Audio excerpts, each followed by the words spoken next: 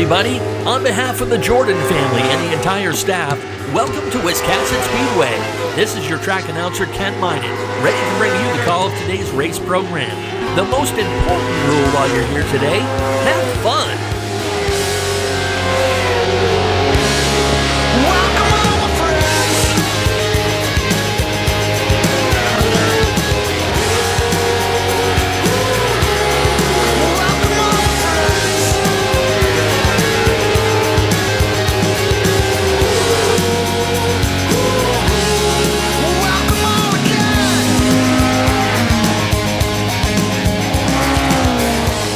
The drivers are ready. The crew is ready. We hope you're ready too.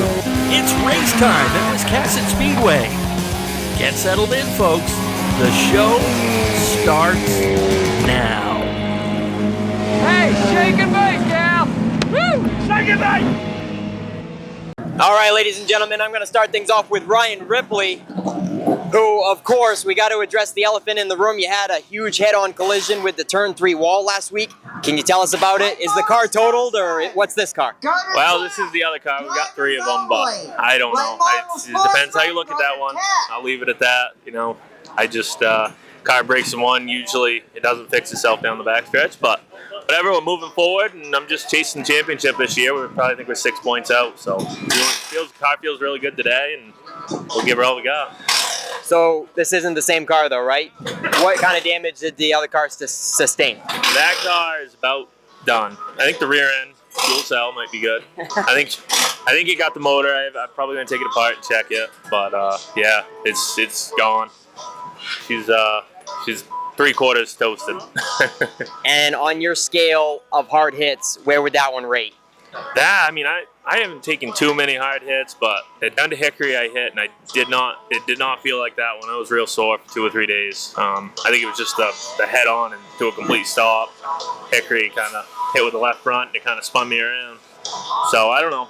Yeah, I definitely felt it. I can tell you that much. All right, so like you said, keeping points. Where are you sitting in the points, or how many points in the hunt are you? Yeah, I think we're 6 out right now. Six in second? Yeah, yep. Behind Chad Bourne? Nope, Nick. Oh, Nick Reno. Yeah. Oh, okay. Yep. All right, I haven't kept up with the points. So Nick Reno's points leader, and Ripley is in second, and, well, probably Chad Bourne's in third then, I'm guessing. I think so, yeah. I think he's right there. He's still about 20 back, something like that, but we'll see. All right, he says 6 points out of the hunt there. Man, it's a close one, and the year's winding down for sure. I haven't raced for points since I was 15, and I hate this. I hate it. I hate it gets down to this time of the year, and it's just stressful. So, well, we'll make our best shot at it and see how we end up. All right, see you, Ryan. You don't have any surprises for the race tomorrow for us, do you? I'm always full of surprises, but probably not. You're not gonna randomly show up in a pro stock? I mean, you never know, but probably not. No. All right. We are so pleased to have the New England Dwarf cars in the house to join us on night one of Boss Hogg weekend. And we've got John Esprinette, the president of the Dwarf cars, here with us. John, how do you guys like this place so far? That's my first question. Well, this place is awesome. I mean, we really come from grassroots and short tracks, and this place is absolutely name and sake of that. I mean, this place is big. It's got all the places you could want to race out there. There's 19 different grooves, especially for cars this size. And I mean, most of our guys come from, Massachusetts, so it was a 3.5-hour ride, and all of them are seeming to love this place, and they want to come back. So, correct me if I'm wrong, but is this the first time that the series has come to this track? As this series, yes, it is. I mean, it was under a former ownership, under a different name, but as of this ownership in this New England Dwarf Car Series name, it's our debut here. All right, well, we're glad to have you here. And what other tracks does the tour race on? We go to Hudson International Speedway, Lee USA Speedway, Claremont Motorsports Park. We were just up at the Oxford 250 last weekend, Monadnock Speedway. We go pretty much everywhere we can. Anywhere they'll invite us. Awesome. So who's at the top of the point standings? Who's the ones that we want to watch out for tonight and the fans in the stands? You guys want to keep an eye on the pair of 29 cars here tonight. You got 129, the green 29 NH. He's won the last 4 events. He's the top of the points leading right now. We actually have the other 29 making his return. He had a fireworks accident around July. He was the points leader with 4 wins in a row and hurt his hand, but he's actually making his return here tonight. So it's going to be fun to see, you know. You got the guy that was leading the points that had won 4 races in a row, and then you got the guy that's leading the points now that's won 4 races in a row going head-to-head with the same number. So it should be a good race. All right, awesome. And a lot of the fans are going to think that these are probably Legends cars. Can you tell me the difference between Legends and Dwarf cars? Yeah, so the Dwarf cars, obviously you'll see they don't have fenders. They don't really have a specific body style. We really just try to base them on old-style coupes, and they also run 600cc motors versus what the bigger 950, 1000cc motors that the Legends run. But most of these cars are running subpar, faster lap times than the Legends cars will without fenders. So they really got to work and play with each other, and we got a great group of guys that do it. A great group of guys and girls, I should say. And I don't know for a fact, but just looking at them myself, they don't look like they have to be a spec frame, right? No, not at all. I mean, we have a good set of rules that we put together. We took a lot of the rules that were in the series when we got it, and kind of just asked the guys what they wanted to do and what they didn't like, and we've really just made this series about fun, from the way that we just pull chips to set the lineups, and simplicity to getting the handicap. I mean, it's really just all about getting the guys out to different tracks and having different playgrounds to go around and rip around. So it's all about fun, and that's what we're here to do. Awesome. What kind of lap times they turning today? I think it's low 16s is what I saw on the charts. I could be wrong, but that's what I saw on the race monitor. So.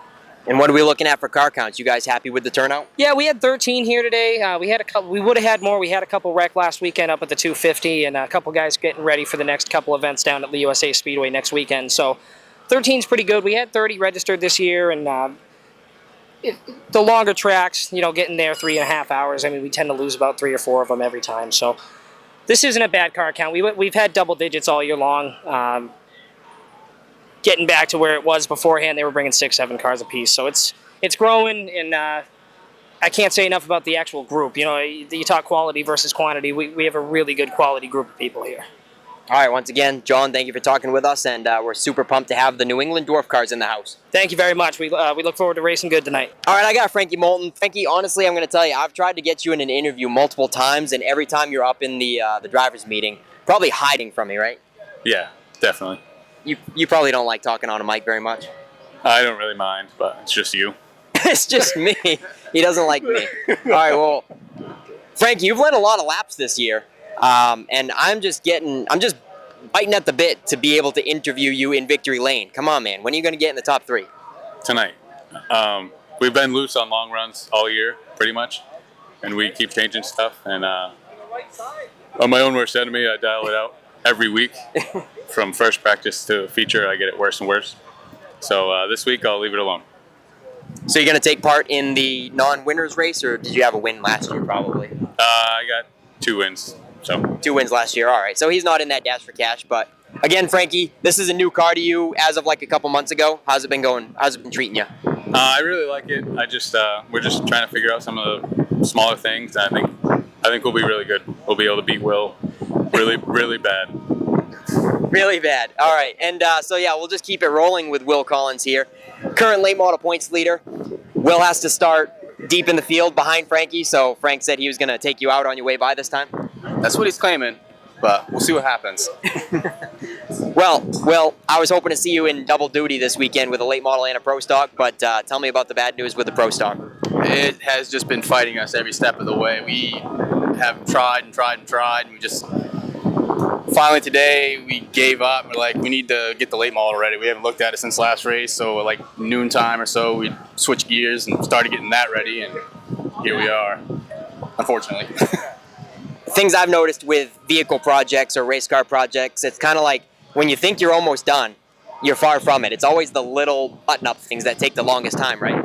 Yes. With that car, I would finish 2 things, and while I was finishing them, I'd be like, oh, I see 10 other things I still need to do. It was just never ending. We just finally ran out of time. All right, so Will, we know you're a big Pathfinder guy, so is this another Pathfinder chassis of the pro stock?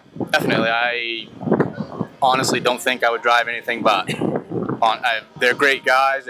We're a little, nobody team, and they go above and beyond to help us with anything we need, so couldn't ask for anything better than them.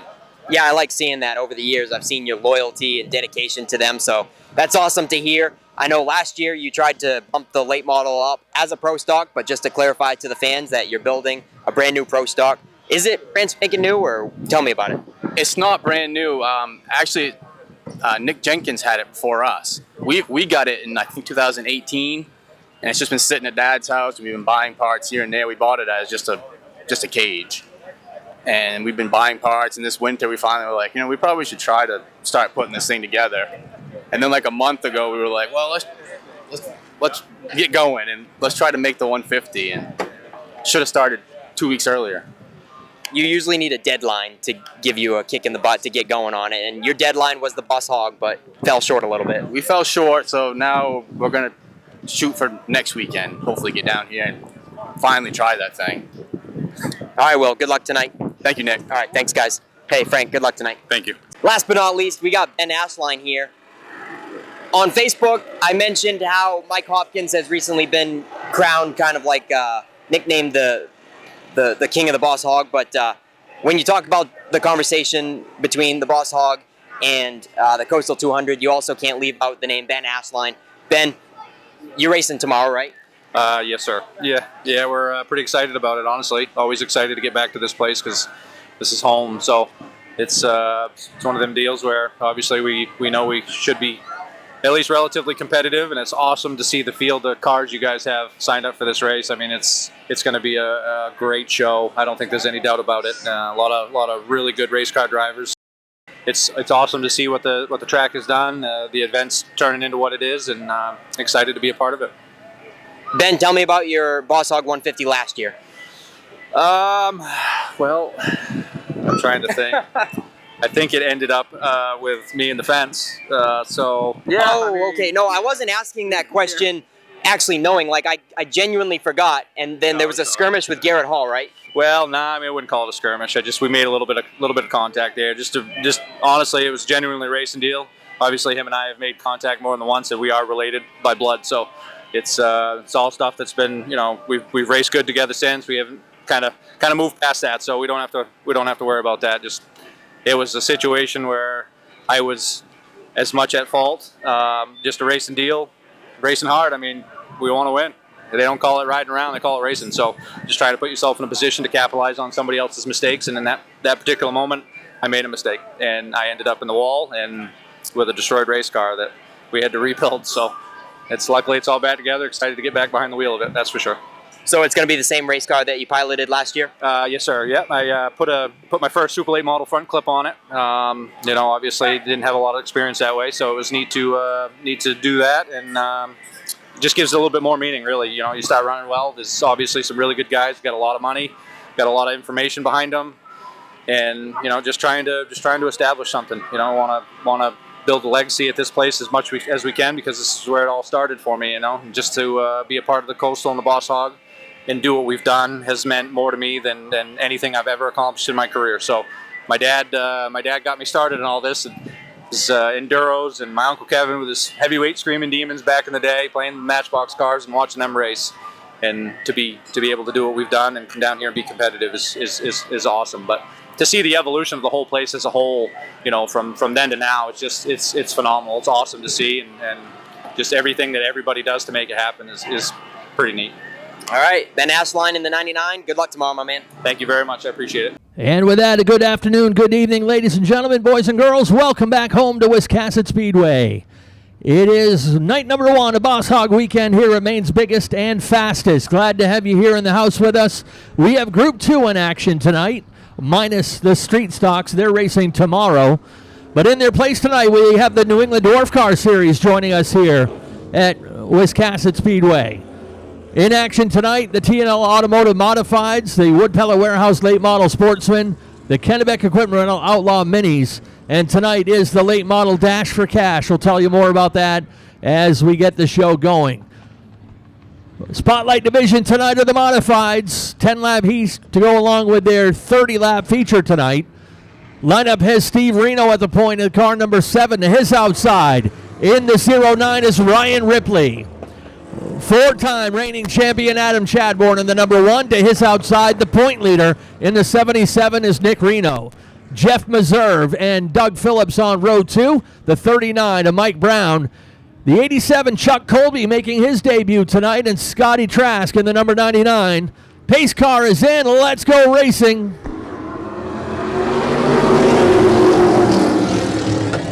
Boogity, boogity, boogity. We're racing on Boss Hogg weekend. And that's an iffy front row we got there, Ken. Ryan Ripley and Steve Reno still going at it.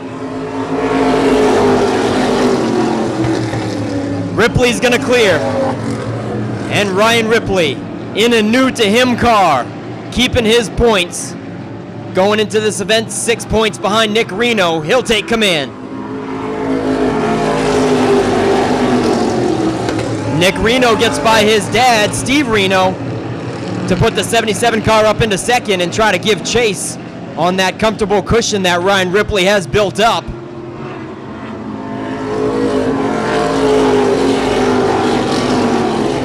Nick Reno in the 77, your modified's current points leader. Going into tonight, his dad is in the 7, Steve Reno, and Adam Chadbourne working on his high side to crack the top 3.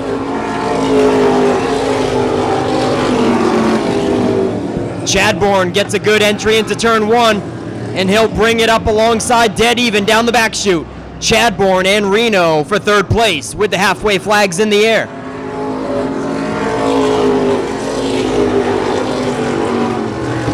Five laps to go. Chadbourne getting an advantage coming out of 2. He is just about clear of Steve Reno. And then rounding out the top 5 is Mike Brown in the 39.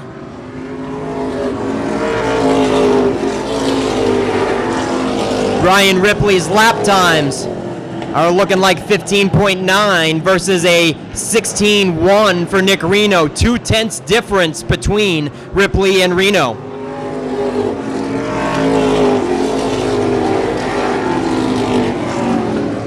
Adam Chadbourne runs away from Steve Reno. Let's see how fast his lap times are. He's able to do a 15.9 as well, turning the same speed as Ryan Ripley.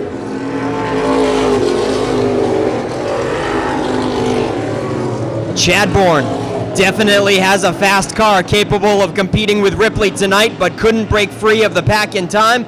We got the white flag in the air for Ryan Ripley.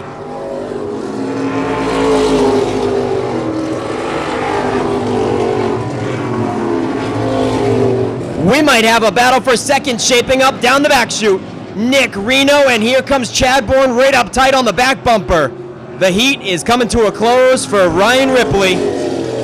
And Nick Reno hangs on for second. Chadbourne certainly made things interesting for second and third, and I'm sure he was looking for one extra lap, but he'll settle for third for this one.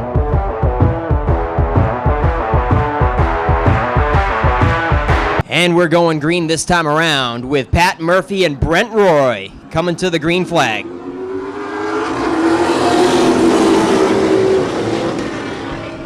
Pretty good start for Pat Murphy.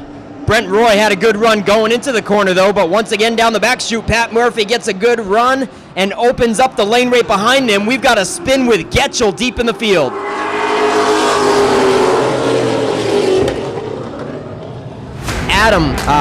Dave Getchell goes around.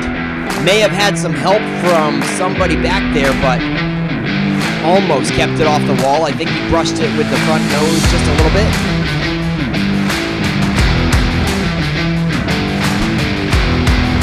Let's crank it up.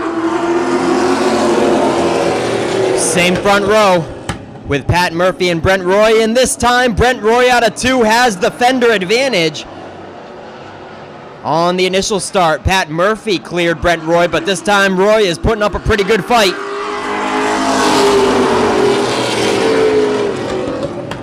Brent Roy in the 26 still hanging strong, but he's going to lose traction this time. Chris Matchett is going to fill the void down low and try to take second away from Brent Roy. Here comes Matchett in the 17. Brent Roy threads the needle across the nose of Daniel Harding, and he'll settle into third, but Frankie Moulton is going to motor on around the high side and put the 15 now in the top 3.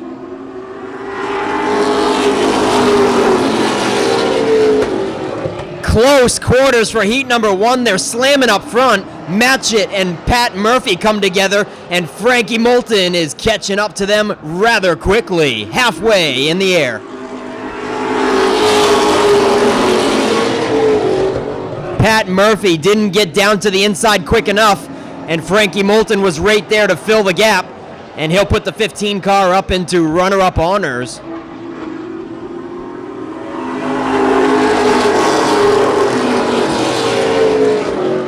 Chris Matchett's last lap time was a 15.9. Frankie Moulton able to do a 16.0. Let's see how they are this time, as it kind of looks like Moulton's starting to reel him in.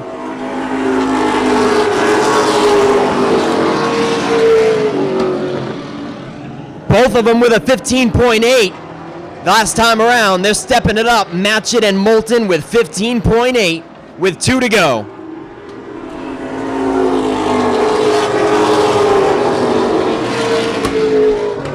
Pat Murphy having a great run in the 86. Looks quite comfortable in third place coming around for the white flag. Brent Roy in defense mode with Jonathan Emerson hot on his tail.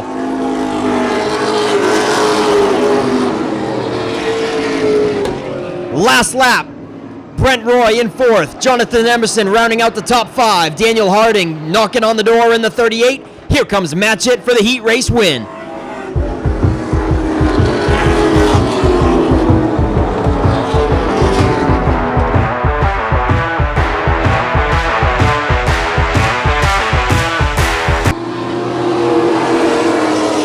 Yeah, Tiger Colby certainly has been on a hot streak right off the bat, coming into the season late. And he won 3 of the last 4 races, but what about that other race? Well, he finished second in that one. So in the last 4 races, Tiger Colby has not finished any worse than second place. Quite a feat for the 78. Looks like he's just out there to use this as a practice, staying half a track behind the field. Will Collins, your current points leader. Out front in the 25. Will Collins pulling away from Chris Burgess. And Josh St. Clair filling out the top 3. And we've got newcomer DC Alexander in the house. I believe it's our second or third time seeing him this season. Second time this season for DC Alexander in the Dirty 30.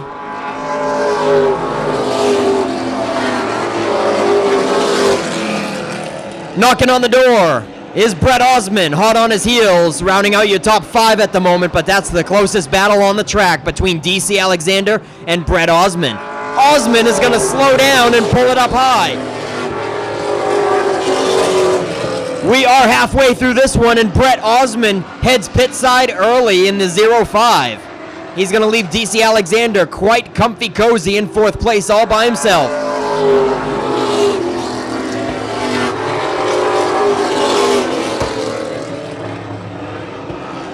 Now we've got the newcomer, John Brill in the 77, rounding out the top 5 with Silas Ripley putting on the pressure.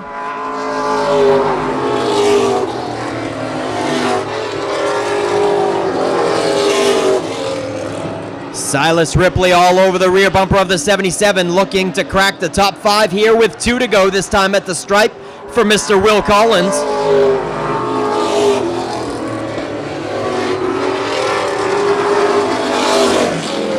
And it's Chris Burgess in the 47, comfortably in second, with Josh St. Clair making up your top 3, coming around for the white laundry.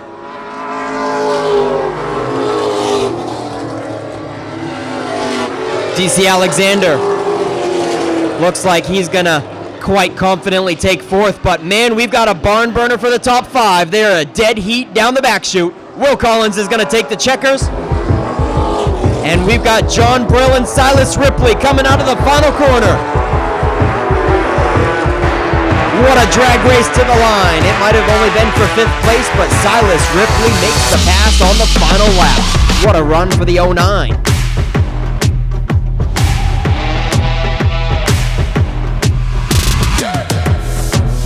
Chief starter Joe Braggie gives him the green flag, and we're off in heat number 1 at Wiscasset. Side by side off into turn 1. It's going to be Cody Hodgson. He's going to come out ahead of Jeremy Rodman. Rodman now in the middle of a 3-wide sandwich down the backstretch. Harmon to the inside. Hodgson in your lead, driving away from the field. In second currently as we cross the line is going to be the number 25, Tim Griffith. That's down into turn 1. They're side by side for 3rd. That's Jason Hodgson. He has Harmon on the inside. He clears him off into 3. Hodgson sets his eyes on Tim Griffith. And then in front of him is his son, Cody Hodgson. Down the front stretch into turn 1. 5 laps down, 10 to go down the backstretch. Side by side for second, it's going to be Hodgson. Harmon through 3 and 4. I apologize. Griffith through 3 and 4. It's Hodgson 1 and 2 here.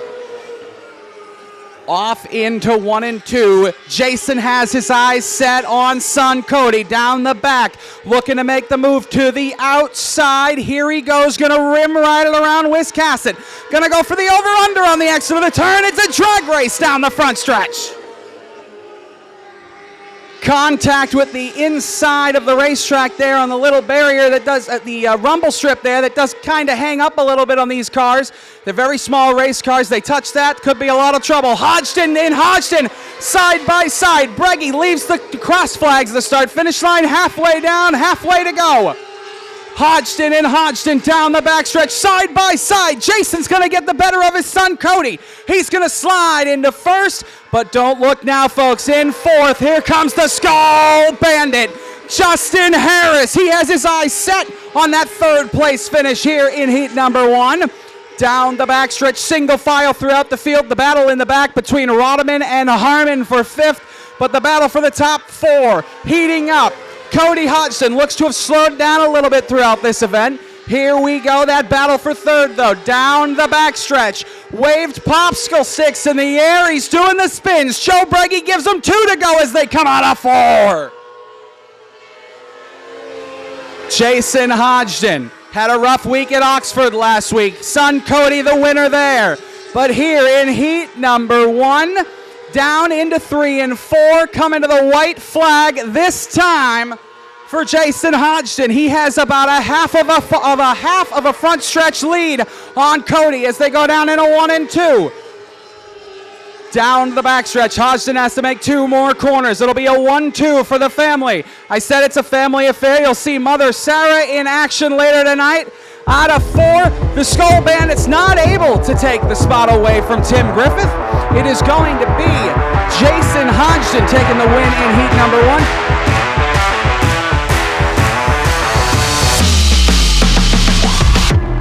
Breggy gives him the green flag, and away we go here for heat number 2 at the Wiscasset Speedway. The top 2, the leaders, 1 and 2, they get a good jump, but Javon Welcome in trouble on the outside. He's back to 3rd. The oh no, Chris Sullivan slides down in there. He sets his sight on the leaders, trying not to let them drive away. Javon goes from 2nd to 6th on that first lap, into 4th place to number 29, to Tom Harwood, again, returning from injury. Fantastic story. Tom's car won last week at the Oxford 250 with Cody Hodgson in the driver's seat. This week, Tom makes his valiant return from that injury. He currently sits 4th behind Chris Sullivan through 1 and 2. It's going to be Ryan Carmen leading Zig Gino. Zig Gino all over the back of Carmen. Gino had a lot of speed at Oxford. He carried it this week across the state of Maine to Wiscasset. Gino all over the back bumper of Carmen through 1 and 2. He's mating form to make that mistake. Zig Gino is known to just wait and pounce. When the mistake happens, Gino will get there. He's trying to do the over-under that we saw Jason Hodgson do on Cody in the first heat. He's not able to make it that time through on the exit of 4. But, Gino's being held up by Ryan Carmen. Here comes the Noah Chris Sullivan. Joe Breggy, your chief starter. He crosses the flags as they exit turns 3 and 4. 5 laps down, 5 laps to go. A battle for the lead ensues in turns 1 and 2, side by side. Now Gino slides back a little bit. He's going to have the Chris Sullivan. One car way up the racetrack, going to pull off the backstretch and issue for Javon Welcome. I apologize, that's not Javon Welcome, that is Tom Harwood. Side by side for second, Chris Sullivan to the inside of Zig Gino, trying to make the move for second. They come out of 4. It's a drag race down the front stretch. Carmen sees the the fast who didn't think he was going to have that much speed coming in tonight, speaking to him before the race. And Chris has had a ton of speed so far through heat number 2. Through 3 and 4, they get the signal. 2 to go here at the Wiscasset Speedway in heat number 2. You could put a blanket over the top 3. Now Zig gets a good run on the exit of 2. He's going to try to make that move this time in 3 and 4. Looks to the inside, looks to the outside, comes to the white flag, knows he has one more lap around the Wiscasset Speedway. Not going to tempt fate there into turns 1 and 2. Down the backstretch, he gets a good run. It's a drag race down the backstretch. Into 3 and 4, side by side. Ryan Carmen trying to hold off Zig Chino. It's going to be a drag race to the start finish. Zig Chino's going to get him in heat number 2.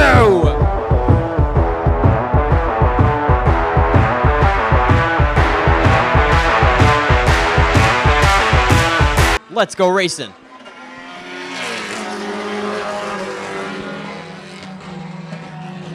Wyatt DePietro on the inside, Kyle Willett on the outside, and you can't get any closer than that with 5 cars. They are all bunched straight up as Kyle Willett starts to break free a little on the high side. DePietro with huge trouble on the 3. He gets into the 12 of Jason Kimball briefly coming out of turn 4, but Kimball hangs on to it, and DePietro is spitting and sputtering down the back chute back into 5th. Audette gets sideways in turn 3. Zach Audette struggling in the 19. He hangs on to an awfully sideways car and still can't get around Jeff Farrington. Would Dayton Christopher please go to the kids club table? Dayton Christopher to the kids club table.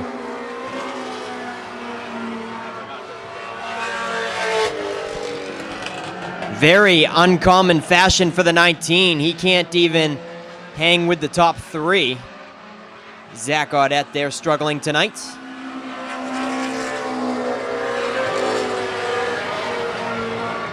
So Kyle Willett might have a smooth sailing race ahead for him as he comes around to see the halfway flags with 5 left to go for the 08.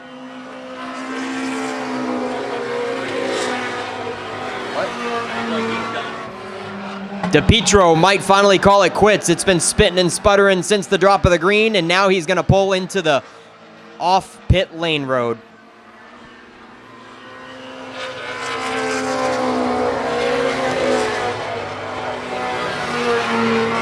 It's Kyle Willett all by himself out front, turning a 17.3.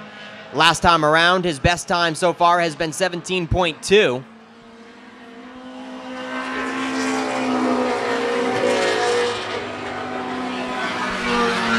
But now turning consistent 17.3s for Kyle Willett, and Jason Kimball turning a 17.3 as well.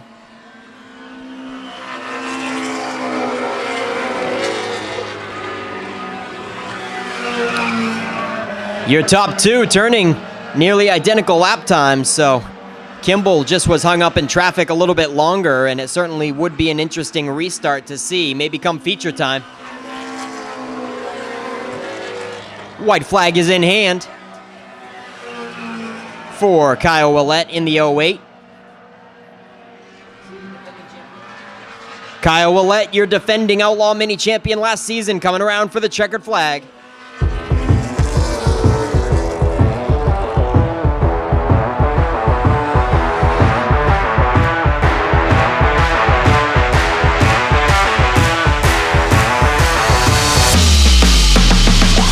All right, folks, get settled in. Here is your starting lineup for tonight's 30-lap feature for the TNL Automotive Modifieds. Starting at the tail end of the field tonight in the number 99 out of Richmond, welcome Scott Trask. Next in line is your point leader coming into the weekend in car number 77 out of West Bath. Welcome Nick Reno.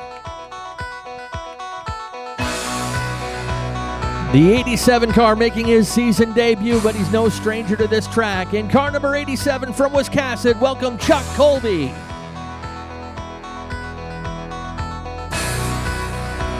Next in line is car number 8. He hails from the town of Phillips. Ladies and gentlemen, welcome Doug Phillips.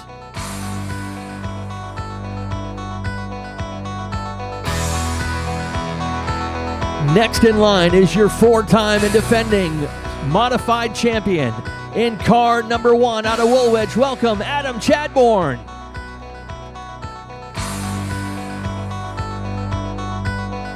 Next in line, in car number 39, the veteran out of Hope, welcome Mike Brown.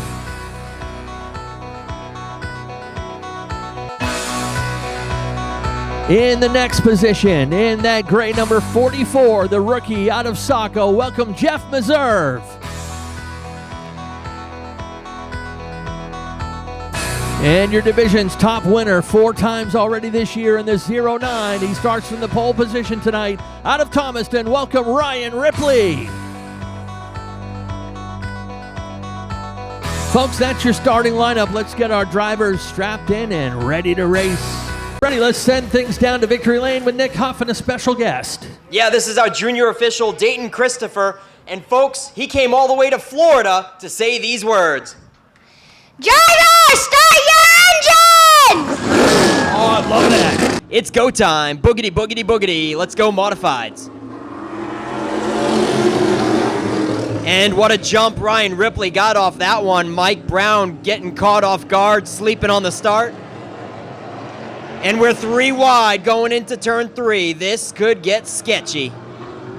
Nick Reno dives way down low and makes it 3 wide for a moment. Things are starting to get sorted out as Adam Chadbourne motors around the high side of Mike Brown. He quickly moves up to second. And then it's the points leader, Nick Reno, working on third place car of Mike Brown. These guys see Ryan Ripley running away with this one in a hurry, and they need to break free of the pack if they want any chance of gaining any points in the championship tonight.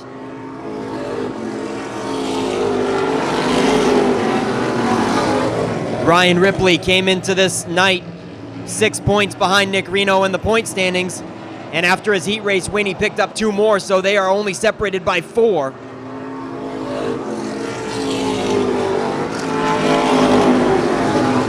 Nick Reno finally gets around Mike Brown and clears for the bottom. Now Mike Brown has a rearview mirror full of Scott Trask and Steve Reno running side by side on his rear bumper.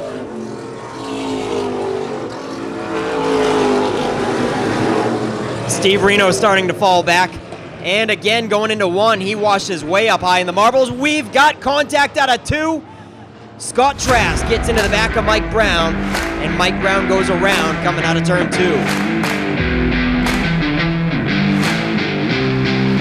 First 3 laps in the books, ready to get back at it. Green flag is back out. Big jump from Ripley on the start of this one. He's not going to let this front row starting spot go to waste. Brings Nick Reno to second, but he's got some company on the outside of the 1 car. Adam Chadbourne.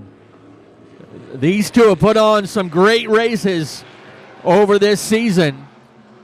Good, respectful battles between those 2 drivers. Chadbourne settles it down into 3rd. Chuck Colby working around the outside of Scott Trask. Put the 87 car into 4th. Now that'll shuffle Trask back into 5th.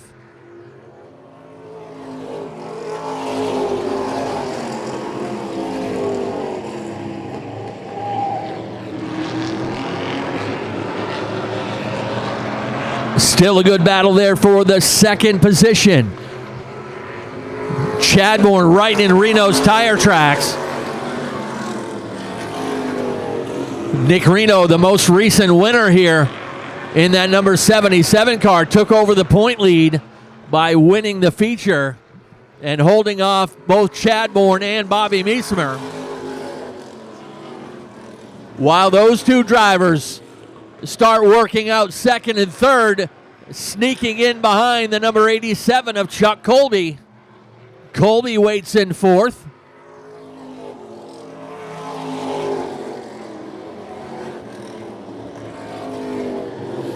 Back in the 5th position still is the 99 of Scott Trask. Doug Phillips waits in 6th. Jeff Meserve runs in 7th. They're black flagging the number 87. He's leaking fuel. The 87 of Chuck Colby. They're flashing his number at the top of the scoreboard.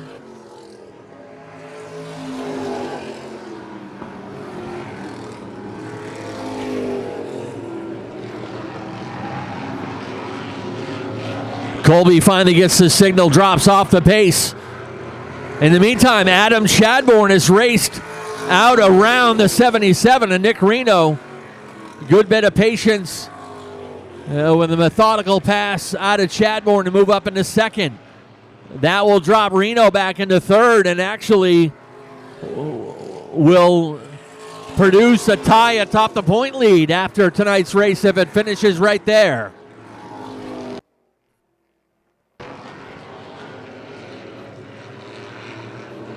Nearing halfway and no contest so far for Ryan Ripley.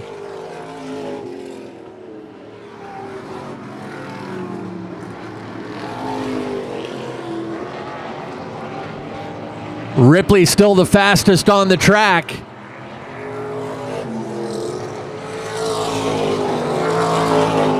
Actually, Adam Chadbourne, last couple laps, has been the fastest on the track. Actually, a couple tenths faster than Ripley last time.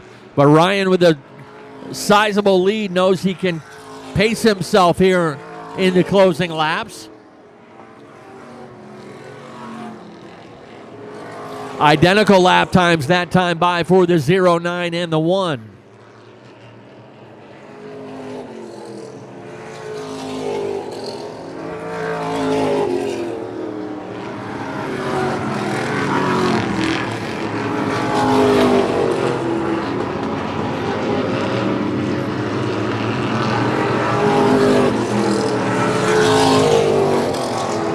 Adam Chadbourne starting to whittle down that lead. It's down under 2 seconds now. Got it down to about a half a straightaway as we approach 10 laps to go. Next time by the stripe.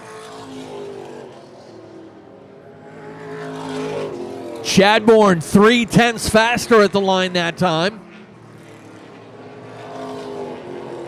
This time by 10 laps to go.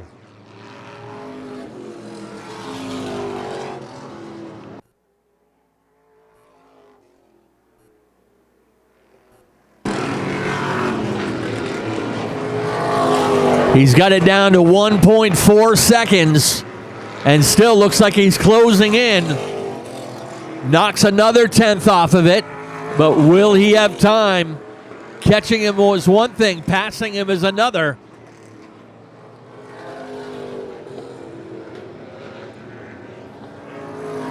Ripley is a 4-time winner this season. Chadbourne, he is looking for his 4th win of the season, which would tie him atop the standings.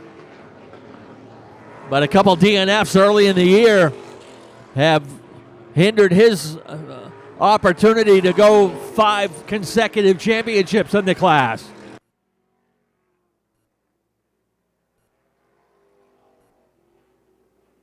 Nick Reno looks like he's in survival mode at this point. He's dropped off considerably from the lead pair. Scott Trask is a half straightaway behind him.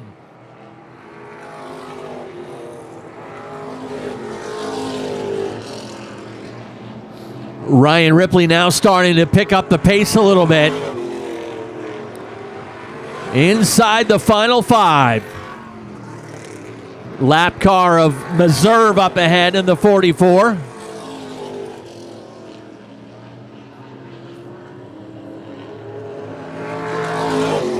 That interval now has remained about 1 second over the last couple laps.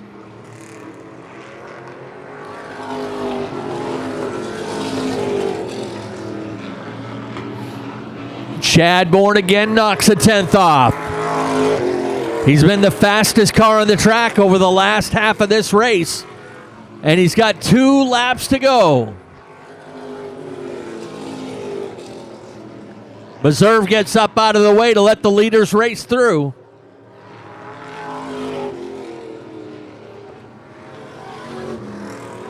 Chadbourne now within a couple car lengths as the white laundry flies.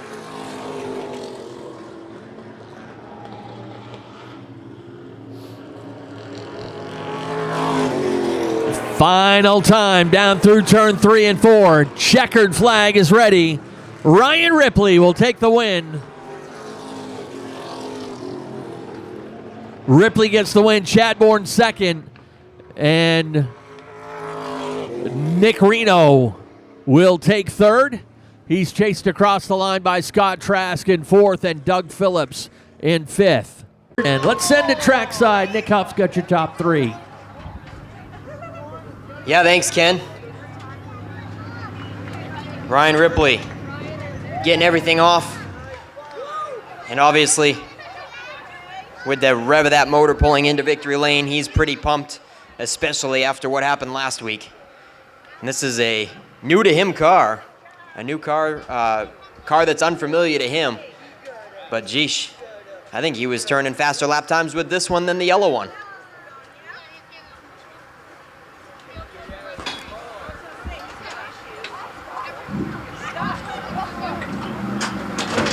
All right, folks, it's Boss Hogg weekend. Let him hear it, Ryan Ripley.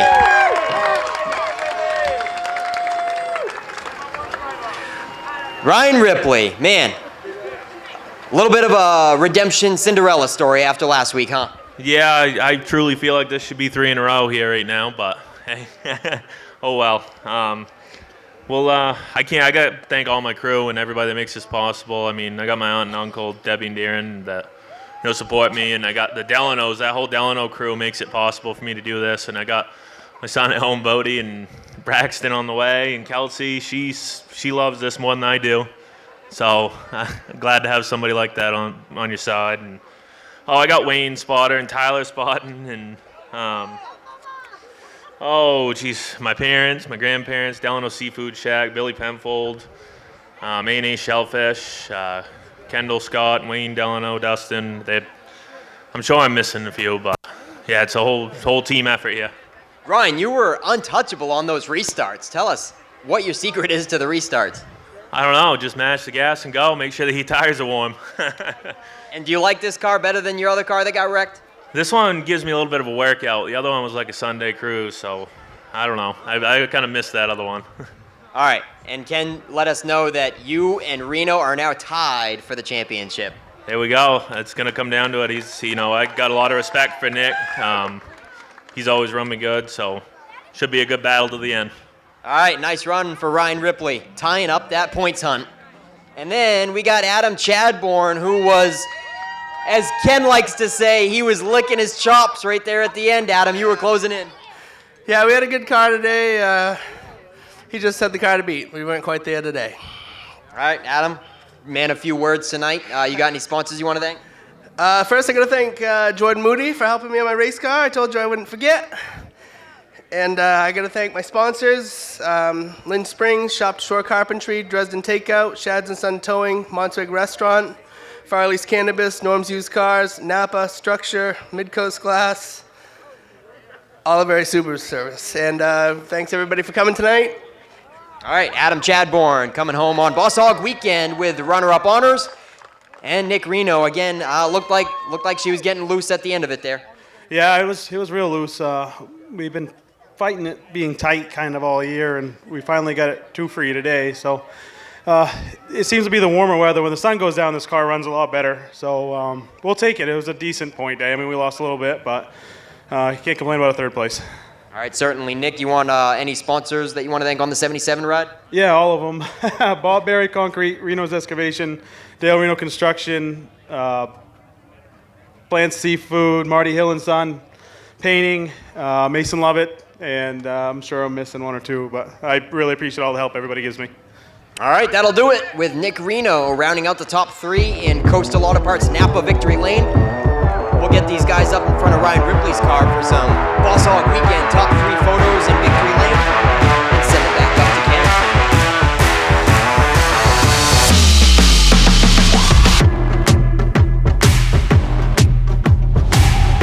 Ken. And the green flag is out.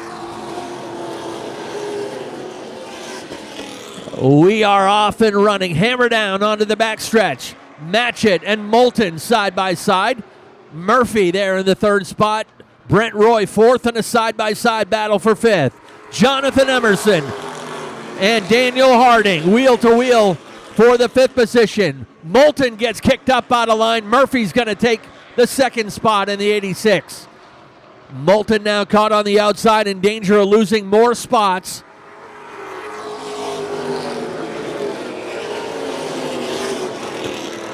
Here comes Brent Roy in the 26, trying to sneak in there. Jonathan Emerson got hooked up out of shape. Somebody jacked him up, and I bet he thinks it was the 25.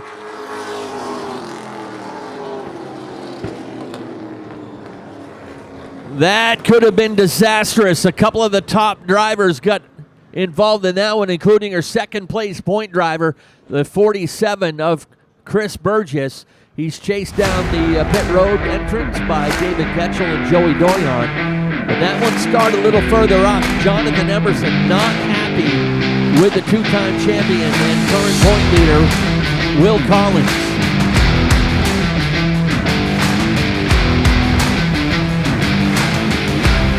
Jonathan Emerson back out there as well, and we're back underway.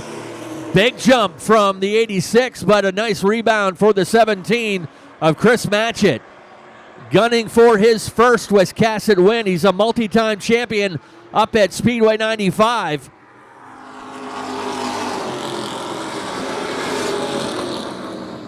Daniel Harding coming up the inside lane, trying to grab third away from Pat Murphy. Then comes Josh St. Clair in fifth. Everybody trying to get into that bottom line. But some fast cars working the high side, including Will Collins and the 05 of Brett Osmond. Oh, things tighten up into turn number 3.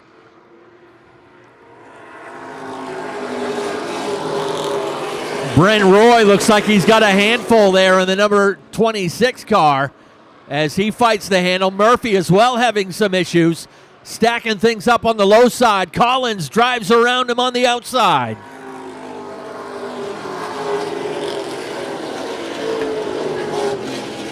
There goes Josh St. Clair out around the kid in the 38. St. Clair will take the third spot. Looking to continue an unprecedented streak of podiums.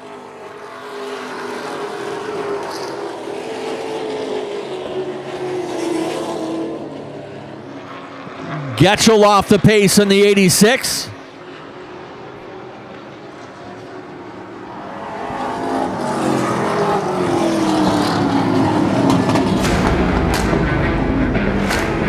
Brett Osmond will head down pit road as we come out with our second caution of the race. David Getchell at a crawl on the backstretch. As his issues continue with the 88. Pace car is in, and the green flag is out.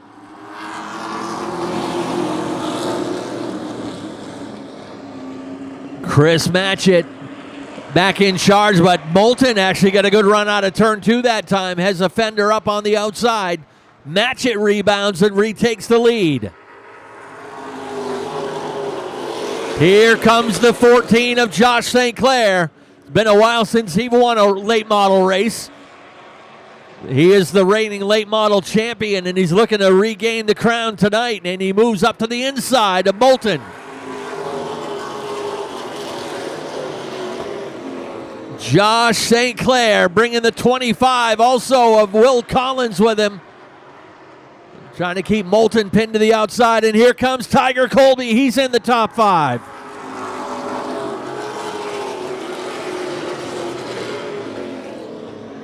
The heavy hitters starting to make their way toward the front. Everyone chasing Chris Matchett in the 17.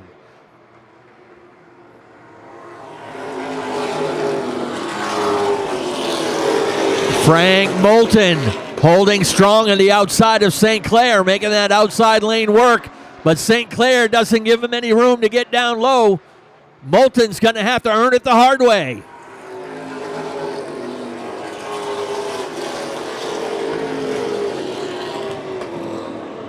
Still a long way to go in this one. Who's saving their stuff and who's going for broke? Matchett trying to run away from them all. St. Clair back into the second spot. They've traded that back and forth a couple of times. Got to give it up for Frank Moulton making that outside lane work against the defending champion.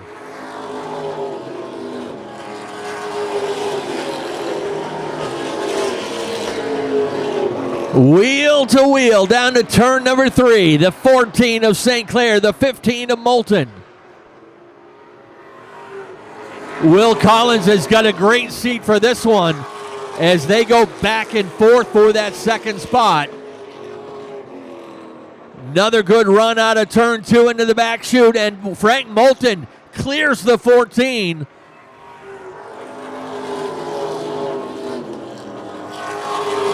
But he's having a hard time keeping that 15 car down on the low side. Nearly gave up the spot, and we've got one that's come to a rest at the bottom of turn 4. That's DC Alexander in the 30.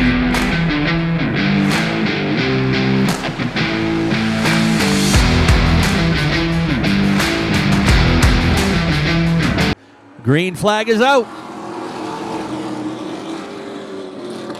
Again, Moulton gets a good jump, putting the black flag out on Joey Doyon in the St. Clair number 14. Joey will be racing in the Boss Hogg 150 tomorrow.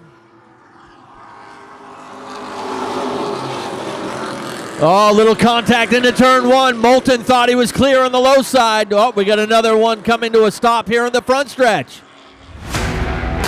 John Brill comes to a stop in the 77.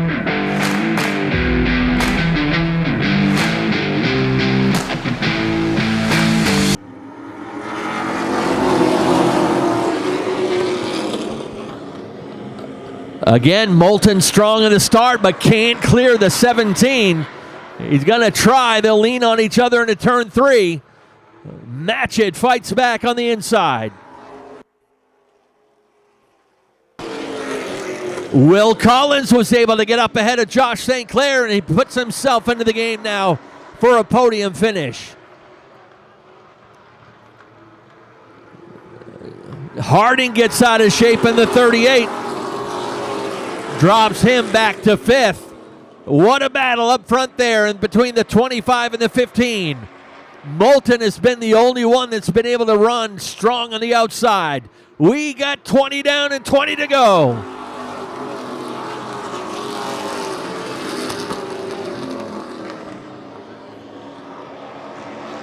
Chris Matchett, comfortable if you'll call it, 2 car length advantage over Collins and Moulton.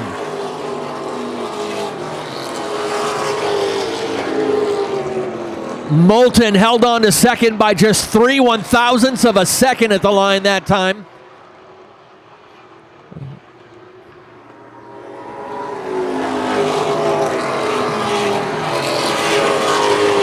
Again, Moulton with the advantage at the line. Too close to call as they cross that time. St. Clair's got a good seat for this one, running in 4th. Colby, as he's saving something for the late race run in the final 10 laps. Harding starting to lose touch with the front 5. He holds on to 6th ahead of Pat Murphy in the 86.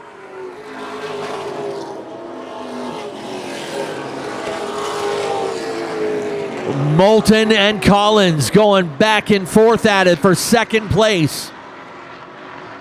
Now St. Clair had to get out of it a little bit.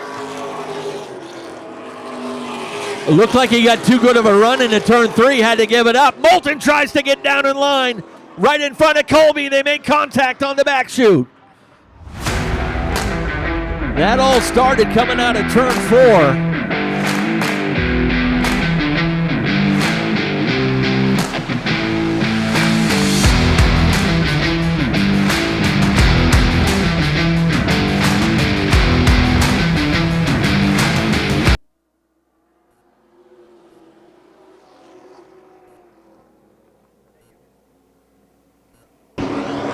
Back at it we go. Collins, half a car length up along the outside of Matchett, who's been in control of this race. They'll lean on each other at the line.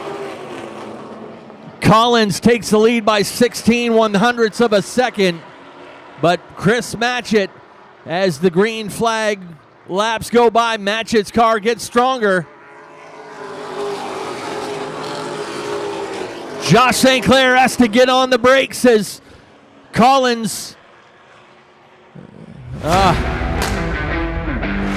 Pat Murphy finds the ditch.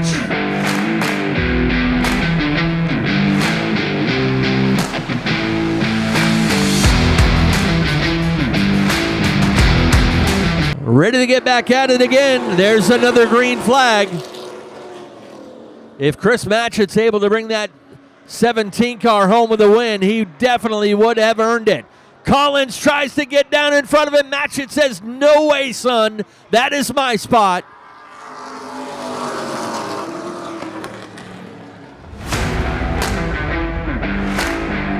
And we got a couple more cars together over in turn 4. This time, Randy Barker and Pat Murphy in the 86. Murphy's had an eventful night. Here they come once again. Green flag is out.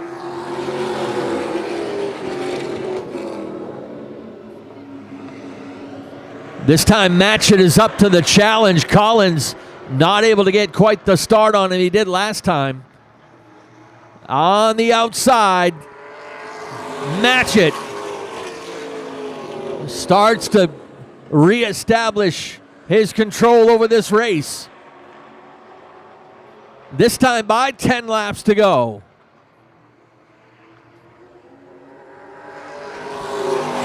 Matchett chases it up the racetrack. Collins, oh, trouble for Harding in the 38.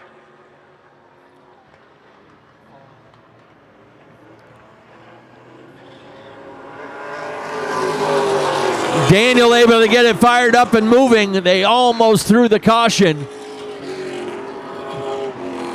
But he's now in danger of going a lap down as Matchett starts to close in.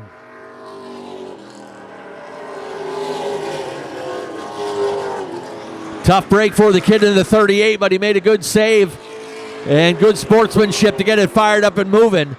Problems for Ray Dinsmore in the 81. Sparks under that car as he goes to the top side. Looks like a flat left front tire on the number 81. Tough break for the 81 Dinsmore as he heads down pit road.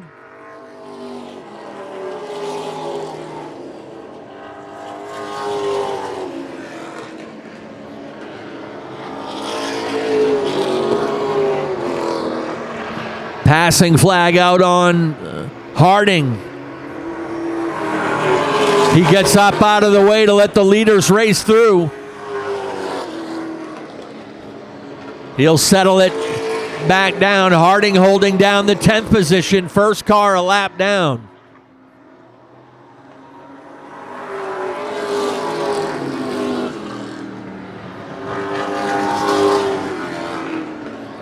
Once again, as those green flag laps starting to cycle through, Chris Matchett extending his advantage over Will Collins and Josh St. Clair.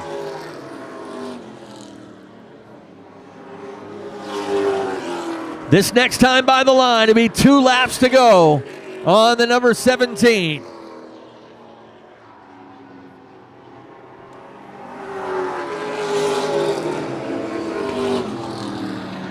In control, and he's built that lead up to nearly 2 seconds.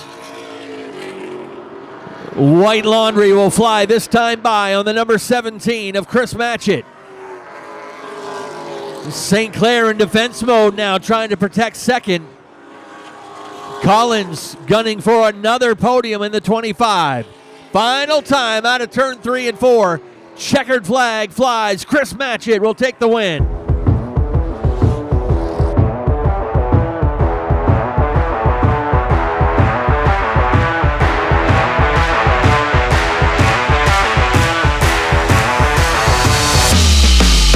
This is not only his first podium here at Wiscasset Speedway, it is his first victory here at Wiscasset. We love first-time winners here at Wiscasset Speedway.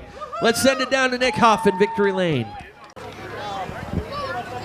All right, folks, it's Boss Hogg weekend at Wiscasset Speedway.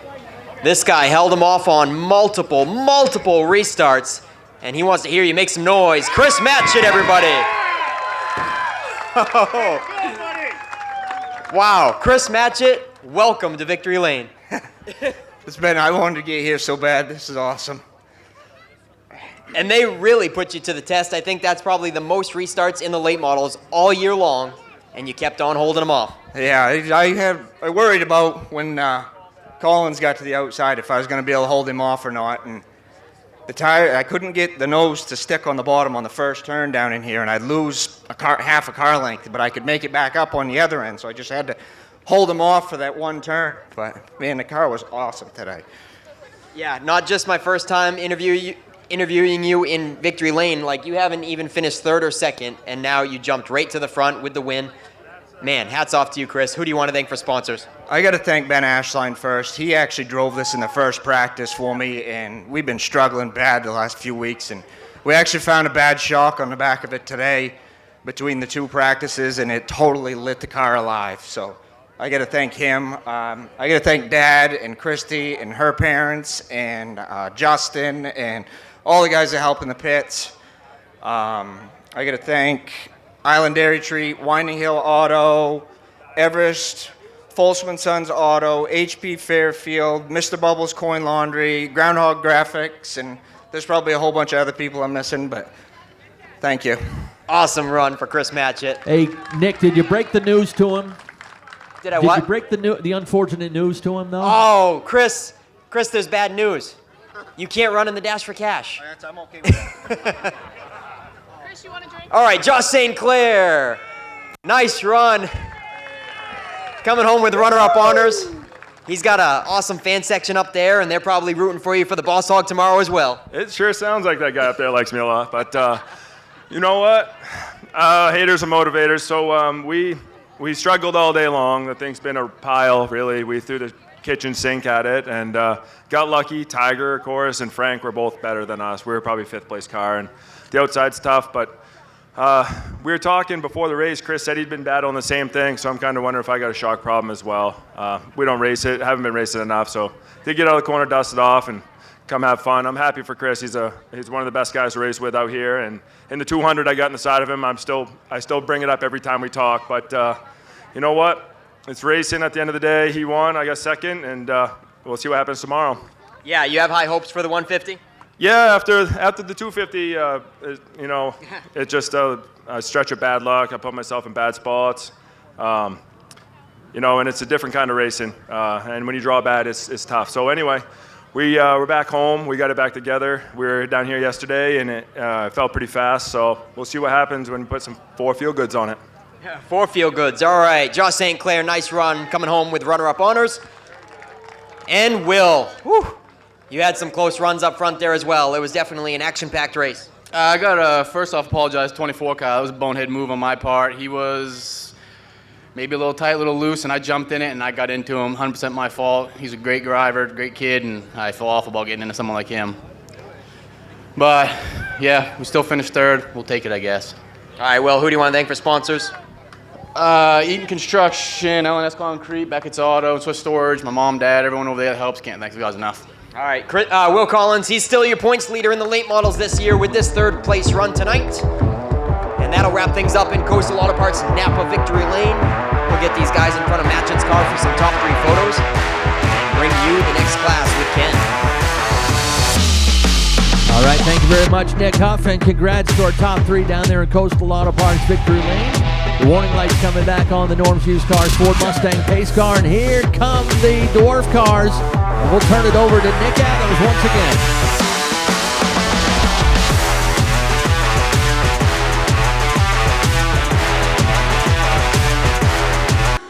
Chief starter Joe Breggy waves the green, and away we go into turn 1.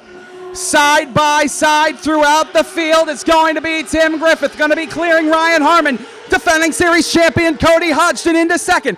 The battle for third rages on. That's going to be Ryan Carmen and Zig Gino on the exit of, and Skull Bandit Kevin Harris battling for fifth on the exit of turn 4.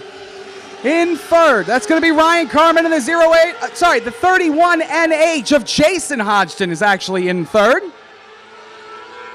Come on to turn 4 down the front stretch, single file all the way back to 6th. It's going to be Tim Griffith leading from Cody Hodgson. Jason Hodgson, Justin Harris sitting in 4th. Jason Hodgson puts the pressure on Cody. Cody goes to the outside of Griffith. He's going to try to go over under. His dad's going to get him to the inside on the exit of 4. Jason Hodgson showed speed during the first heat. Drove away from the field by half of a track length. And here in the feature, the main event for these guys, he's to the inside of Ryan Carmen out of turn 4. Carmen shuts the door. They go off into 1 and 2. It's side by side. Jason knows he makes a mistake. Cody's there to bounce. Behind him, the Skull Bandit, Justin Harris, sits in 4th. Through 3 and 4, Jason goes low. He goes high. He can't make the move this time. Cody slides to the inside of his dad. They almost make contact. That's going to slow him up, allow Justin Harris to get onto his outside. Down into 3 and 4. They single file back out. And a battle for the lead down the front stretch. Tim Griffith and Jason Hodgson side by side, and Hodgson to the lead. Jason Hodgson showing all of the pace that he had in the heats. The battle for 3rd heats up. Here comes the Skull Bandit to the outside. The defending series champion Cody Hodgson to the inside. Justin Harris on the outside. 4 out of the last 5 events have been won by the driver of that number 29 NH. He's looking to make it 5 out of 6. He's to the podium right now. If he can make the pass to the start-finish line, he won't. Zig Gino's going to stick his nose in there. Zig Gino's around in 1. He's in the grass. Drive through it, son. Not going to be able to keep it straight. They're telling him to get it going. We're looking. Zig is stuck on the infield in turns 1 and 2. The first caution of the event.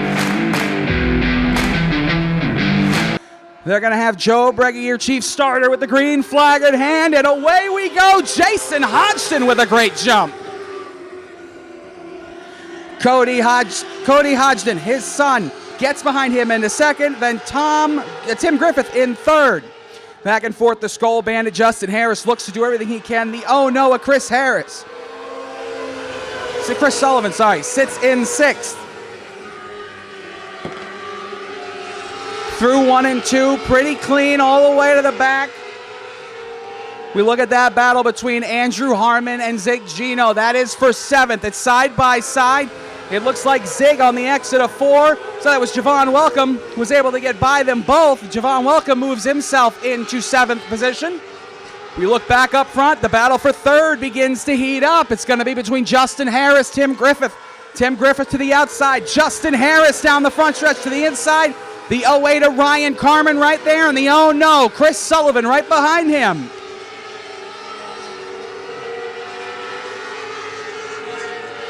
As they come through turns 3 and 4, we're going to be 12 laps down, 13 to go here at the Wiscasset Speedway.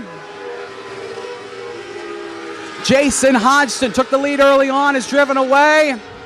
Joe Breggy, cross flags. Halfway home, we're 13 down, 12 to go. Hodgson in 1st, Hodgson in 2nd, Griffith 3rd, Harris 4th, Carmen 5th, Sullivan in 6th, Zig Gino in 7th, Javon Welcome in 8th, Jeremy Rodeman in 9th. The battle between Carmen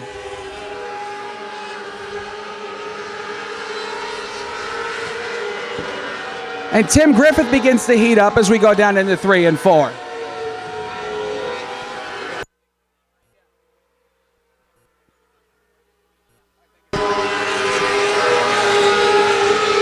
Down the exit of turns 1 and 2, you see it does look like Ryan Carmen has gotten past Tim Griffith. He's got his sights set on the Skull Bandit, Justin Harris, for that last position on the podium. We're 10 laps to go, folks. 10 more circuits around the Wiscasset Speedway. Sarah Cupcake Hodgson crossed the start-finish line, then her husband, Jason, then her son, Cody. It's different for Sarah. She's back in 11th, 10th, but we look at, Jason Hodgson, Cody Hodgson, Javon Welcome, Sarah, all part of the same family, a family affair at the Wiscasset Speedway, as it is every week with the New England Dwarf cars.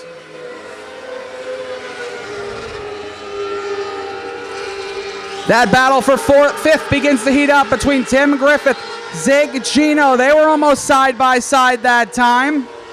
Not able to make it happen that time, but folks, there's 7 to go, and Jason Hodgson is running away. Hodgson down the backstretch into 3 and 4. He's got half a straightaway on the second place driver, Cody Hodgson, the defending series champion. Flagman trying to get one of these cars to move out of the way to let the second place driver pass.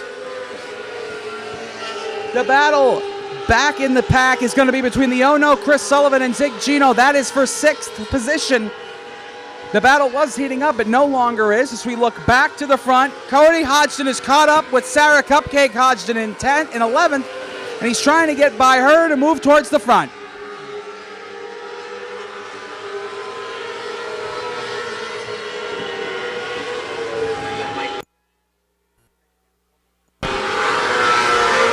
Three laps to go at the Wiscasset Speedway. Jason Hodgson has everything in hand. We look back at the battle between Ryan Carmen, Zig Gino. That's going to be for 4th. Popsicle sticks in the air from Chief Starter Joe Breggy. That's going to be 2 to go at the Wiscasset Speedway. Jason Hodgson out a huge distance away from Cody, almost 5.5, 6 seconds. The white flag in the air as Jason crosses through into 1 and 2. He passes the lapped car of Jeremy Rodeman out of 1 and 2, down the backstretch into 3 and 4. Jason Hodgson is going to come through and dominate at the Wiscasset Speedway. Jason Hodgson is your winner.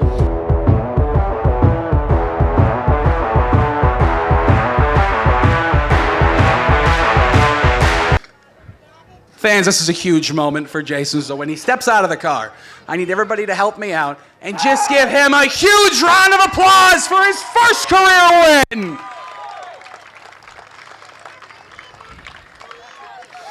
So he gets all the safety equipment off to be able to start his celebration. Joe Breggy, the first one in there to give him a handshake.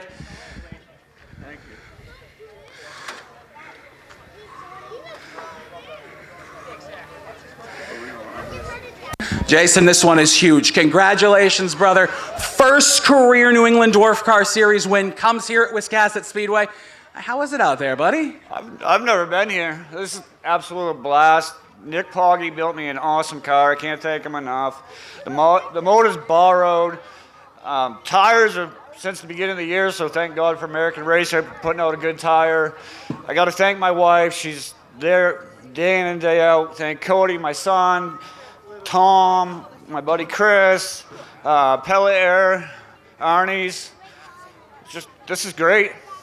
I mean, I can see and we can all hear the emotion that you have inside of you, being that this is your first career win here in the Dwarf Cars series that you've been competing in and you've been working your heart out along with the rest of your family. How does it feel? It feels great. I've been out of the car for a year. Justin Harris drove it in Monadnock, finished on the podium. My wife has driven it. She's done better in the car than I have, and it's amazing. At Oxford, 8 to go. The fuel filter got clogged. I was in second, so this is great. I can't thank everybody enough. Well, Jason, I'm going to let you go celebrate, and we're going to go down here. Congratulations again. I know how huge this is. We're going to head down here to the second place finisher. You know, it's always bittersweet to finish second, but in this case, Cody, I mean, you couldn't have picked a better person to finish second to, huh? No, I still hate finishing second. Last week at Oxford, I drove the Orange 29, and he screwed up on finishing second to me. So I guess this week I held his own for him. I had to finish second behind him. This is awesome for him. You know, he was down in the dumps, didn't think he could do it anymore. I thought he was washed up. We pushed him, and here he is in victory lane. This is awesome. Just like to thank everybody that helps me get out here. Cold Fire Industries, Pell Air, everybody that works on the car in the shop, Laconia Refrigeration, every single person that ever has helped out. Thank you. Thank you, Cody. And, you know, we're going to let you go. Again, ladies and gentlemen, Cody Hodgson, the defending series champion. He's going to go celebrate with his dad here with a huge win here at the Wiscasset Speedway. Well, Justin, third place. You know, it's never usually the best thing, but it's got to feel great to finish behind two of the best that the Dwarf Cars have to offer. I mean, you've won Well, now it's 4 out of the last 6, but it was 4 in a row coming into last week, 4 out of 6 now. It's got to feel fantastic, especially coming out here to Wiscasset, driving through the field, finishing 3rd. How was it out there, buddy? It's probably been, I think 2020 was the last time I was here, and we ended up winning. I got to give a hats off to this track and facility, the track owner. Ken talks on Facebook and keeps everybody posted. I love this facility. You guys have an awesome program. We love coming here. We hope to come back. I'd rather run here twice rather than Oxford. But if we could race here more, I'd be happy. But I just want to I want to thank RN Craft for coming on board, Russell Amger, and my mother and uncle for helping me out. Congrats to the Hodgkins. They kicked my butt today. The Hog Dons. Okay, Steve Grand. Justin, you want to thank anybody? Yes, I want to thank American Racer for giving us a great tire, and I want to thank the Dwarf Car Series and Ben. He makes this program. He brought it back alive. This series was dying because people that were running it weren't taking any heart to it, and Ben jumped right in and took over. So I love Dwarf Car Racing. I'll be here for a while. Well, thank you, Justin. We hope to have you for a while. Ladies and gentlemen, it's been fantastic to come here to the Wiscasset Speedway. Once again, congratulations to Jason Hodgson. And we want to thank John Espernette, Ben Wazowski, all of the people who work with the New England Dwarf Cars. Thank you, Wiscasset, for having us, and we hope to be back. Send it back up again.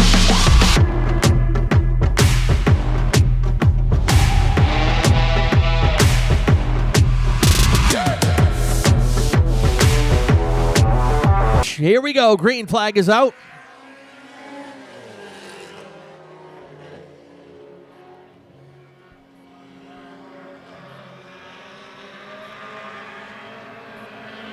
Kyle Willett will bring him down to turn 3 first time. Bring the 12 of Kimball with him up in a second. Audette and Farrington side by side across the line for 3rd.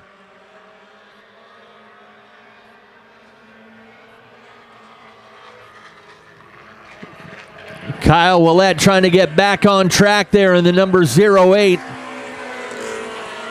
He's been a 2-time winner, his last win coming back on August 5th.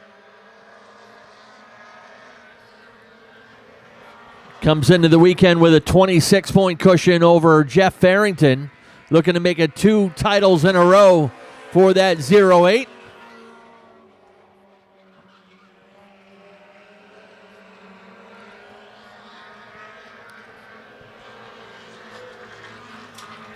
Jason Kimball turned the fast lap of the race early on in this one, a 17.322. These guys hustling around this track at about a 78 mile per hour average.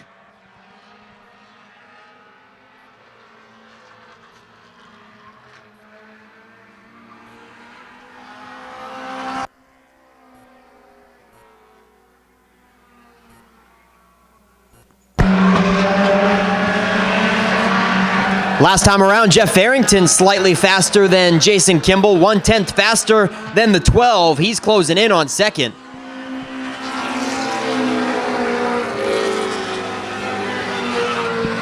And again, as we mentioned in the heat race, very unpeculiar activity by Mr. Excitement, Zach Audette in the 19.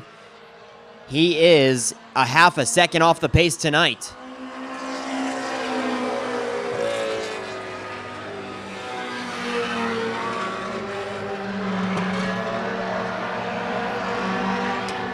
Halfway flags are coming up for Kyle Willett.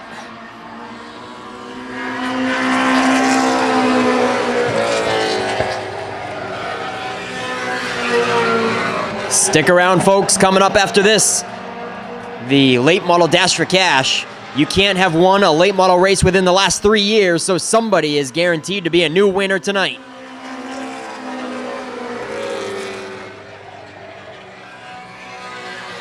The late model Dash for Cash capping off this evening to wrap up night 1 of Boss Hogg 2023 weekend. We got 5 laps left for Kyle Willett.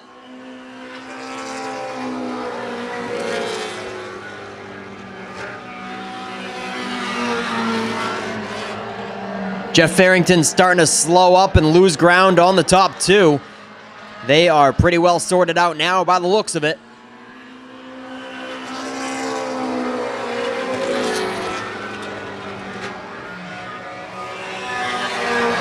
Definitely looking forward to tomorrow with the Pro Stock 150, the NEMA Midgets and the NEMA Lights and the Street Stocks. And of course, that halftime concert by the Real Young Swag.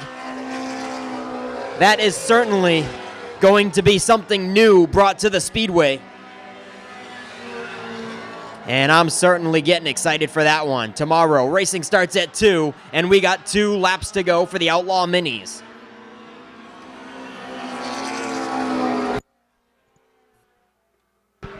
Taking him home in the final 2 laps. Kyle Willett with a comfortable lead, trying to pick up win number 3, which would match him with Zach Audette for tops in the class.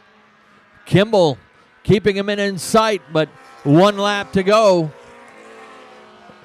The interval nearly a second.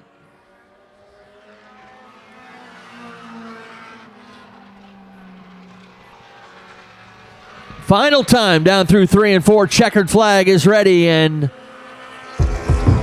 Kyle Willett will get the win.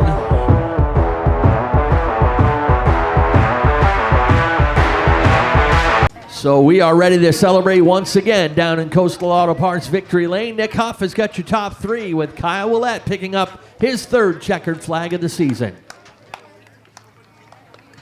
Yeah, that's right. Thank you, Ken. Let him hear it, folks. Kyle Willett climbing out of the 08.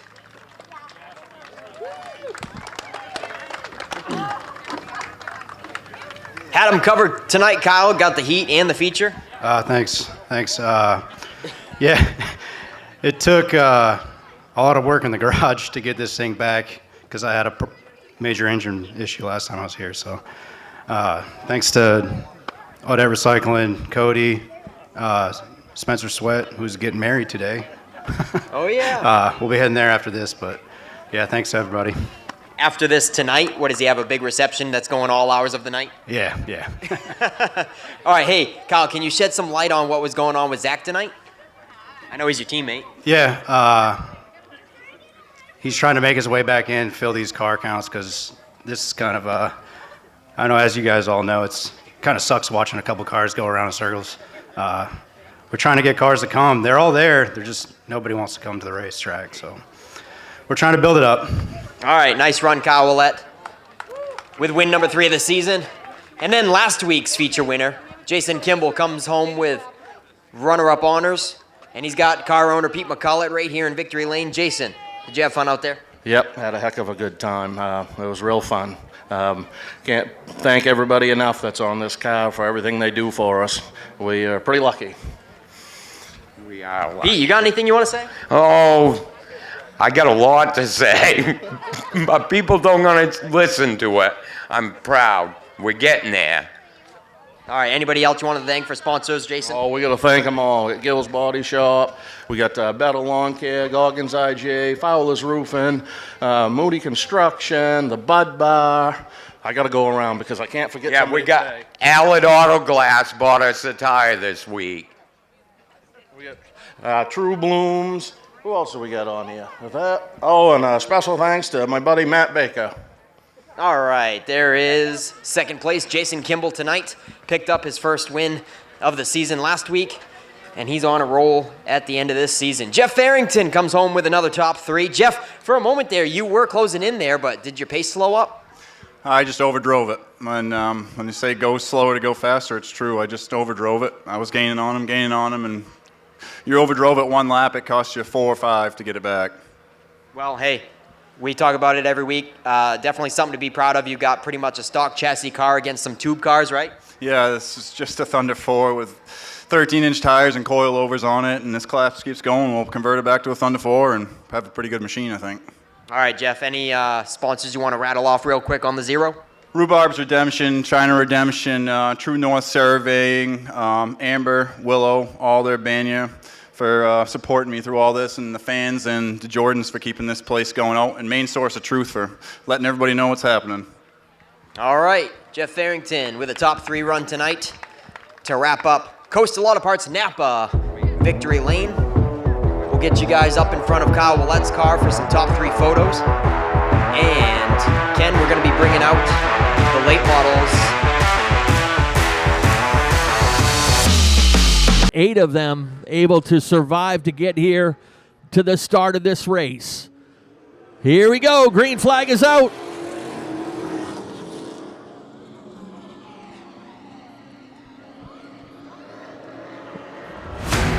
And a caution right from the start. And looks like Barker had trouble getting up to speed. And it kind of had an accordion effect on that inside row.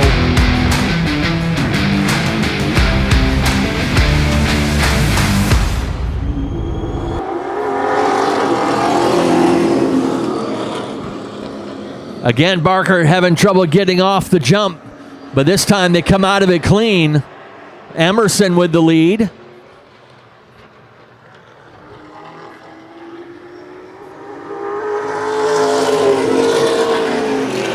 David Getchell jumps into second, chasing the leader. Barker trying to hold on to third. He's got the 38 of Harding behind him and the 09 of Ripley on the outside. Ripley able to drive around and to claim the third spot. Now check that. Brett Osmond moves into fourth. That'll shuffle Barker back one more spot.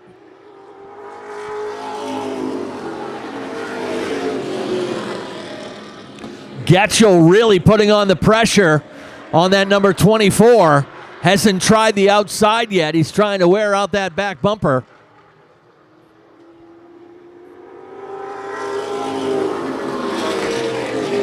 Now he'll swing up to the high side, pull up a fender alongside the 24 as Ripley starts to close in on that lead pair. Osmond looking on the outside in the 05.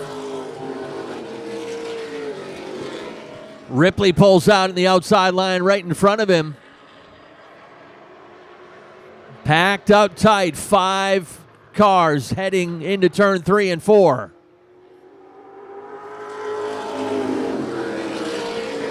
Silas Ripley using the high side, trying to break his way into the top 3. Little accordion effect through turn number 2. And Ripley gets a good run on the outside. He'll drive around the 24 and into the lead. Silas Ripley coming off a career best second place run a couple weeks ago, trying to get his first late model checkered flag tonight.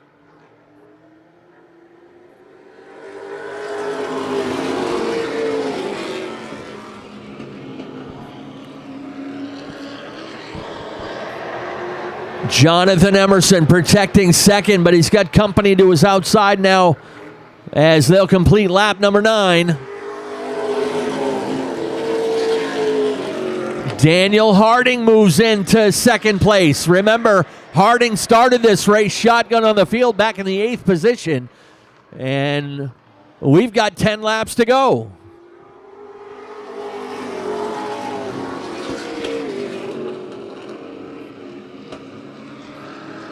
The 2 youngest kids in the class, 14-year-old Silas Ripley, 13-year-old Daniel Harding.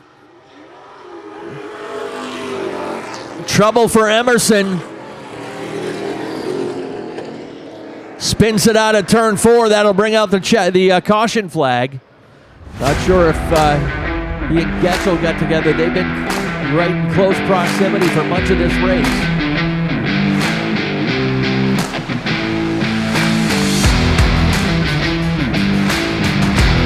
And we are off and running once again.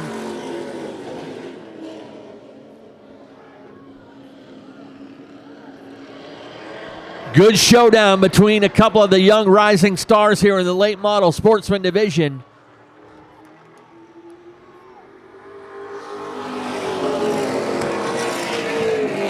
Daniel Harding has the lead by 61 100ths of a second, and he drives out around the 09 and takes the lead. Pulls away a car length or two.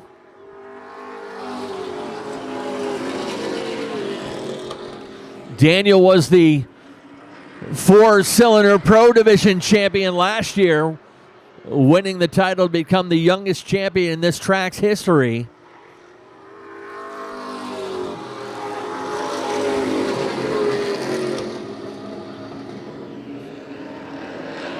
This time by will be 5 laps to go. It's Harding, Ripley, and now Brett Osmond in the 05.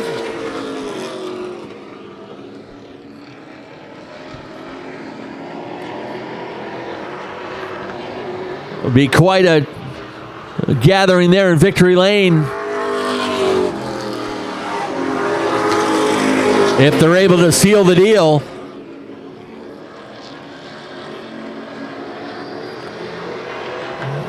They'll make it 17 complete this time by the line.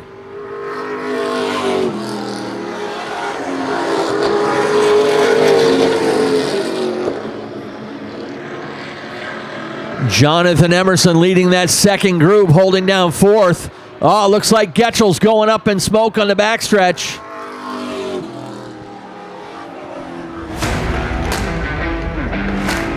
They were just about to take 2 to go, and David Getchel's night goes up in smoke. Tough break for him as he coasted down pit road.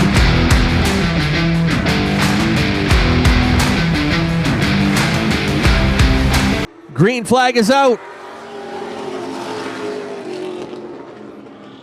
Ripley got up into the marbles a little bit. Harding takes the lead for himself. Osmond coming in to try to grab second. No, we got white flag this time by.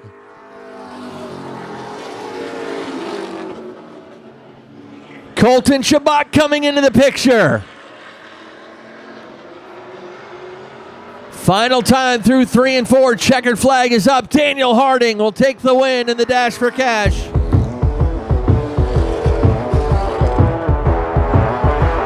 Let's send things down to Nick in your top 3.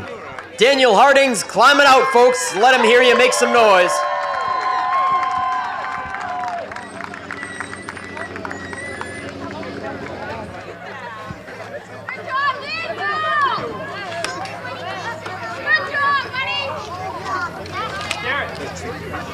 Try it. All right, there we go. He's got the helmet off.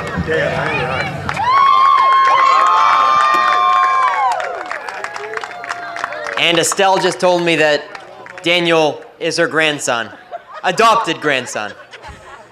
She loves this kid so much. She's pretty excited to see him here. Daniel, it's not a race that you want to be in, but how does it feel to be in front of the big sign? Feels good to be here, even if we just won this race. Came from dead last to win it, so can't be that bad. Yeah, and you passed Silas on the outside, and then you had the preferred line for the restart, so probably didn't phase you much. No, I didn't. All right, who do you got to thank, Daniel, on the 38 ride? I gotta thank Jeff Burgess, my dad, Austin, Chase, Roger, Mickey, Josh, LO Consulting, ML Foss Properties, Marshall's Automotive Machine Shop, I think, Napa Auto Care, and my grandparents, and Ken and Estelle, and Richard and Vanessa. All right, Daniel Harding, folks. And Daniel, hey, a word of advice. If you want to be a famous race car driver, get better at those interviews. And face the crowd when you do a Victory Lane interview. So Brett Osmond, you got second and really snuck one in there with the restart. Yeah, I got lucky, I guess. This car sucked all night, and it sucked more in this race, so I don't know. I'm just happy to be here. And then there was, the turn 1 incident where you whipped a couple of donuts. You weren't too impressed with that one? I was just so happy that I did this race and tore up my car. I just can't catch a break tonight. The car hasn't been good, but I'm happy with this finish. All right, runner-up honors for the 05. Why don't you take this opportunity to thank some sponsors? Yeah, I got to thank my dad, Coastal Race Fabrication, Ward & Sons Construction, Reds Eats, Cahill Tire, Laid Back Lumber, McCain Electric, SOS Towing, Steve and Pete in the pits, and everybody, my girlfriend, everybody that comes out to watch. All right, Brett Osmond, folks, runner-up honors. And now Colton Shabuk, he took third and, again, snuck it in there on the restart. Man, really capitalized on that one. Yeah, definitely. I think we had a better car, but I just got caught up in some stuff and wound up towards the back, but still made it here, so.